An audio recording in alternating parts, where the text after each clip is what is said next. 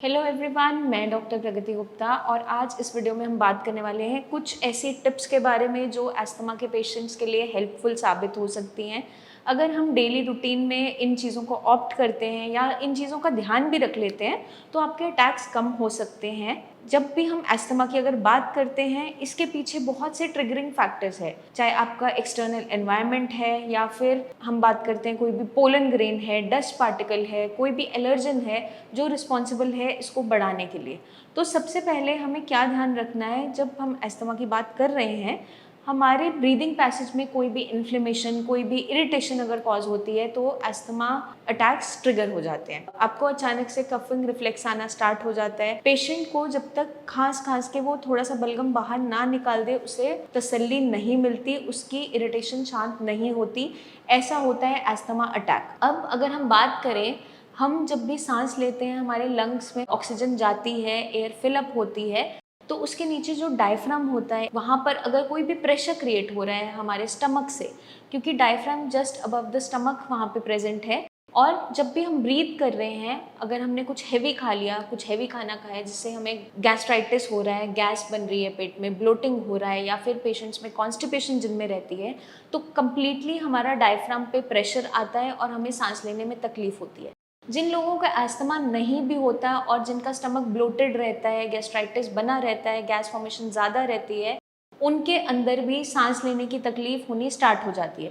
Patient बोलता है मेरा पेट फूल रहा है, मुझे छाते में दर्द हो रहा है और मैं ठीक से सांस नहीं ले पा रहा हूँ। तो हमें डिफ्रेंशिएट करना होता है कि किस वजह से आपको सांस लेने में तकलीफ हो रही है। बट यहाँ पे अगर किसी को अस्थमा डायग्नोस्ड है और वो पेशेंट ऐसा फूड का इंटेक करता है जैसे कि हेवी डीप फ्राइड आइटम्स या मटन का इंटेक कर लिया जो इजी टू डाइजेस्ट नहीं है, हेवी फूड में काउंट होता है, छोले हैं, राजमा है, अगर आपने रात के समय ज़्यादा मात्रा में इंटेक कर लिया और उसके बाद आप एकदम सो गए, आपने वॉक नहीं किया, प्रॉपर उसको डाइजेस्ट होने का टाइम नहीं दिया, तो रात के समय आपका पेट एकदम से फूला फूला महसूस हो सकता है और आपके डायफ्राम पे जब भी प्रेशर क्रिएट होगा वो आपके लंग्स पे प्रेशर डालेगा, चेस्ट पे प्रेशर आएगा और पेशेंट को लगेगा मैं सांस ठीक से ले नहीं पा रहा हूँ।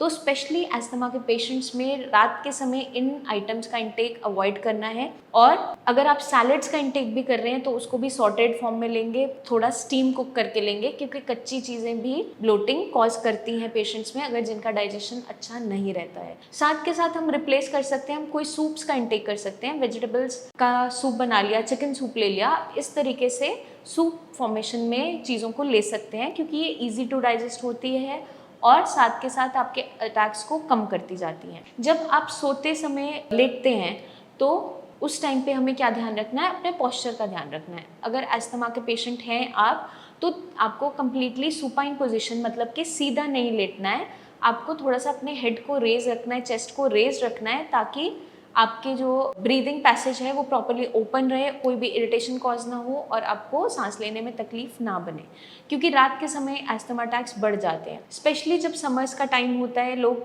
ठंडी चीज़ों का इंटेक बढ़ा देते हैं और ऐसे एनवायरनमेंट में हम ज़्यादा रहते हैं, एसी बहुत ज़्यादा तेज़ चला के रखते हैं ताकि हमारा रूम कम्प्लीटली एकदम ठंडा हो। बट जो अस्थमा के पेशेंट्स हैं उनको एक रूम टेम्परेचर मेंटेन करना है, मतलब कि एसी उनका 25 डिग्री से ऊपर इतना हो, इससे बिलो नहीं चलाना है। एक बार आप रूम की कूलिंग करके प्रॉपर एक टेम्परेचर पे मेंटेन करके रूम में तब आप सोएंगे। और आपको ध्यान रखना है कि आप बिल्कुल सीधा नहीं लेटेंगे। जितने भी अस्थमा के पेशेंट्स हैं, अगर उनको अस्थमा अटैक्स बहुत ज़्यादा बढ़ते जा रहे हैं और ट्रिगर हो रहे हैं, आजकल तकलीफ बढ़ रही है, तो आप क्या करेंगे, चेस्ट पे थोड़ा सा मस्टर्ड ऑयल लेके या तिल तेल लेके हल्का गुनगुना करके छाती पे और बैक पे उसकी मालिश करेंगे, फिर आप सोएंगे। अगर आप ये परफॉर्म करते हैं तो आपके अस्थमा अटैक्स कम होते चले जाते हैं, क्योंकि हमारा जो कफ है वो मेल्ट होके बाहर आना स्टार्ट हो जाता है और छाती जाम नहीं होती है। साथ के साथ पेशेंट्स नेबुलाइजेशन भी कर सकते हैं या स्टीम इनहेलेशन कर सकते हैं, अजवाइन डाल के पानी बॉईल करके स्टीम ले सकते हैं। बट आपको ध्यान क्या रखना है, सोने से 2 घंटे पहले स्टीम लेनी है और डायरेक्टली एकदम से फ़ैन या एसी के अंदर नहीं जाना है, थोड़ी देर रुकना है। तो अगर हम इन प्रिकॉशंस को फॉलो करते हैं तो आपको डेफिनेटली रिजल्ट्स मिलते हैं। अभी जो हमने टिप्स के बारे में डिस्कस किया, अगर हम डेली रूटीन में उनको ऐड ऑन करते हैं या फॉलो करते हैं तो हमारे डेफिनेटली अटैक्स कम होते चले जाते हैं और हमें बेनिफिट्स होने स्टार्ट हो जाते हैं। आपके जितने भी सिम्टम्स आ रहे हैं, चाहे कफिंग है या छाती में दर्द हो रहा है, सांस लेने में तकलीफ हो रही है, ये सारी अगर दिक्कतें आपको बन रही हैं तो ये कम होती चली जाती है। आई होप ये वीडियो आपको हेल्प करेगी अपने अस्थमा अटैक्स को कम करने में, अपनी बीमारी से लड़ने में मदद करेगी। आपके माइंड में कोई भी डाउट्स हैं किसी भी कंडीशन को लेकर, अपने सिम्टम्स को लेकर या किसी भी टिप को लेकर, तो नीचे दिए हुए कमेंट सेक्शन में आप कमेंट करके पूछ सकते हैं या हमारी टीम ऑफ डॉक्टर्स को कॉल करके बात कर सकते हैं। क्योंकि जब भी श्रेयास में कोई पेशेंट आता है, हम उन्हें गाइड यही करते हैं कि अपने रूम को प्रॉपरली वेंटिलेटेड रखें, अपना एनवायरनमेंट क्लीन रखें, क्योंकि अस्थमा सबसे ज़्यादा मॉइस्चर से भी बढ़ता है। तो अगर आप ऐसे एरिया में रहते हैं जहाँ पे वेंटिलेशन प्रॉपर नहीं है, तो आपको क्या ध्यान रखना है, अपने रूम की क्लीनिंग प्रॉपर तरीके से करनी है। कोई भी डस्ट पार्टिकल वहाँ ज़्यादा देर तक नहीं होना चाहिए।